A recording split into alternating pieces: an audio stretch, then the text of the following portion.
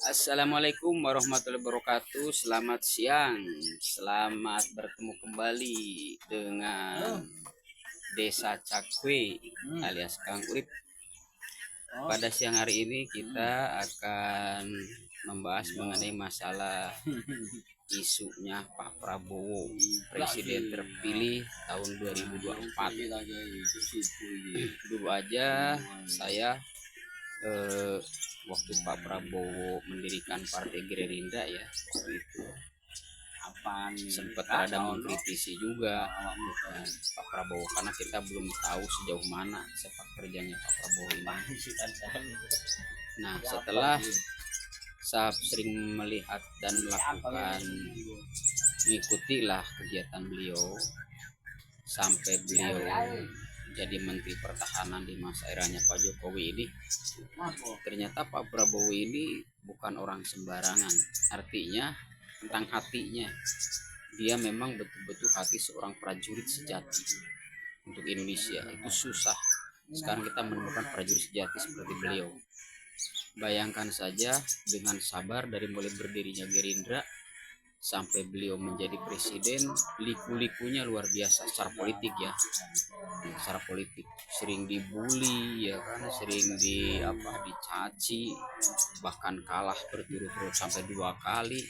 Tapi seorang prajurit sejati itu tidak seperti cengeng seperti para pendukungnya. Beliau itu legowonya luar biasa, nggak ada tandingnya ya kan. Legowonya luar biasa. Nah, makanya setelah melihat itu, semua rakyat Indonesia berharap di tahun 2004 ini beliau menjadi presiden itu betul-betul melakukan satu terobosan yang bisa mengangkat perekonomian masyarakat, terutama dari mulai sektor pertanian, ya kan, perkebunan, perikanan, lapangan kerja, peluang usaha dan pemasarannya. Nah, itu yang terpenting. Karena banyak masalah-masalah yang ditemukan di lapangan, terutama misalnya di sektor perkebunan nih. Nah, semua lahan-lahan kita ini sekarang sudah banyak dikuasai oleh perkebunan. Untuk peluang untuk petani pekebun ini sekarang agak sulit. Nah, ini salah satu problem. Terus tambang-tambang juga seperti batu bara itu tadi harus punya ada batasan-batasan investasi, atau misalnya yang pernah saya sampaikan tentang investasi kerakyatan itu sangat mendukung sebetulnya. Mungkin jangankan jadi presiden 2 periode ya, Pak Prabowo saya yakin bisa jadi presiden 4 periode kalau investasi kerakyatan itu diangkat. Karena apa? Tidak membebani APBN, tidak membebani negara, justru menguntungkan negara dari sektor pajak, sektor apa ya. Jadi namanya BLT dan PKH itu bisa dihapus karena banyak data yang tidak paling banyak gitu kan. Itu bisa dihapus diganti dengan sistem investasi kerakyatan. Jadi dari mulai yang miskin sampai yang kaya dapat dia di situ. Nah, ini perlu diangkat. Jadi tidak susah payah lagi seperti sekarang mencari pekerjaan itu sulit. Kalaupun ada, upahnya murah ya kan. Kebutuhan hidup tinggi. Nah, ini yang perlu dipikirkan bersama. Nah, Pak Prabowo ini adalah salah satu harapan bangsa yang sekarang lagi dinantikan oleh masyarakat. Saya yakin mata dunia pun akan menjadi lebih segan dengan kehadiran Pak Prabowo ini. Karena beliau adalah salah satu prajurit terbaik ya, bukan Indonesia saja. Dunia mengenal beliau. Dan Pak Prabowo ini saya pikir adalah merupakan dari hasil perkawinan dua pemimpin besar, yaitu Presiden Soekarno dan Presiden Soeharto. Adanya di Pak Prabowo itu menurut saya dari kacamata yang saya lihat, karena secara ekonomi beliau mumpuni ya kan? Secara perjuangan beliau mumpuni ya kan? Kemasyarakatan juga sangat dekat dengan siapapun. Nah, ini salah satu potensi besar yang menjadi tumpuan masyarakat Indonesia.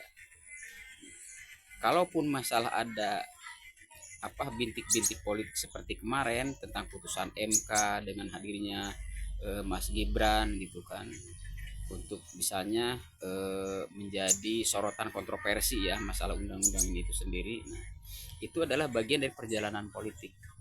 Tinggal dibuktikan ya kan.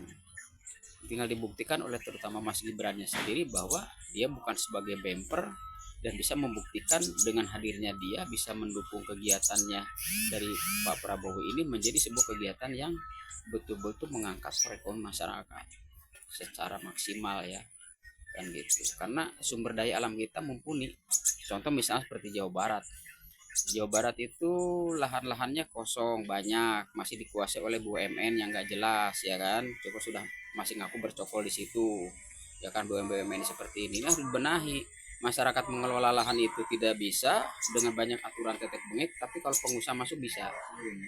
Nah, ini salah satunya. Jadi ini bisa diberikan satu langkah apa positif ya kan, bagaimana caranya masyarakat ini bisa berdaya. Coba bayangkan saja, sekarang banyak orang-orang yang mencari pekerjaan terlantar, banyak kena calo ya kan, banyak keluar negeri, istrinya keluar negeri, suaminya kawin lagi gitu, atau suami istrinya keluar negeri, di luar negeri nemu lagi ya kan. Nah, jadi banyak masalah.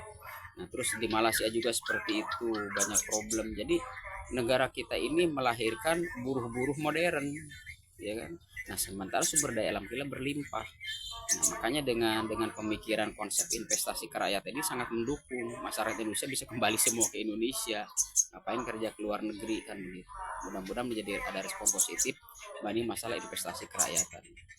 Jadi Pak Prabowo adalah tujuannya.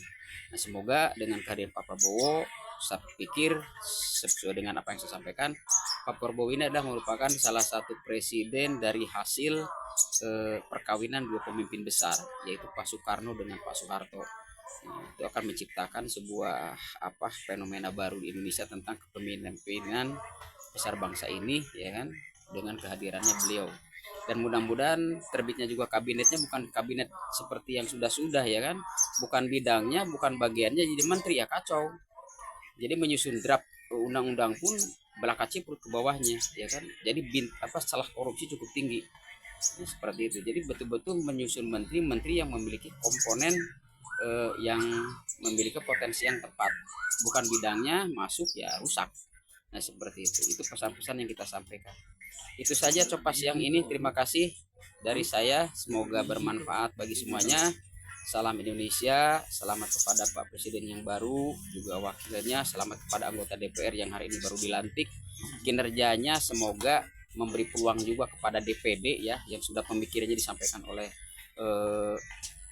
Om Komeng kemarin ya kan, bukan seorang pengangguran yang nggak ada kerjaan masuk BPD, tapi betul menjadi perwakilan daerah yang akan mengangkat potensi daerah yang ada di masing-masing. Salam sehat, salam sejahtera. Assalamualaikum warahmatullahi wabarakatuh. Merdeka.